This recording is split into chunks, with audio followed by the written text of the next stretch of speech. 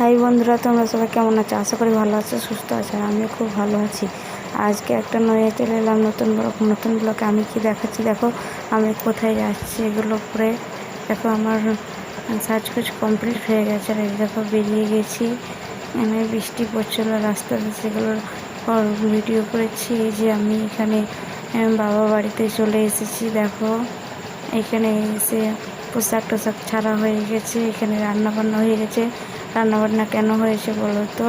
আমার বাবা বাড়িতে নিয়ে এসেছি আমার ছেলেকে। আমার ছেলের নুন খাওয়া আছে, যে ওর মামার নুন মানে ভাত খাইয়ে দিল। তারপর এখানে আমার একটা বঞ্জি আছে, সেখানে ও খাইয়ে দিল। তারপর আমরা বৈকালের রথ দেখতে যাওয়ার জন্য রেডি হয়ে গেলাম। দেখো আমি একটু রেডি হয়ে গেছি, বৌদিরা রেডি হয়ে গেছে। তারপর দেখো এখানে চলে এসেছি। আর এই যে এখানে পুজো হচ্ছিল, ঠাকুরকে অঞ্জলি দেওয়া হচ্ছিল।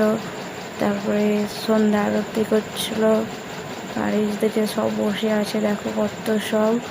আর এই যে আমার শাশুড়ি মা, ছেলে। আর এই যে এদিকে আরতি করা আরম্ভ হয়ে গেছে। দেখো আরতি করছে ঠাকুরমশাই।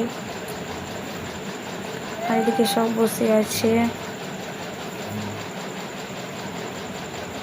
এই যে এখানে পোনা সাজছে। জগন্নাথ দেব এইখানে আছেন রথের।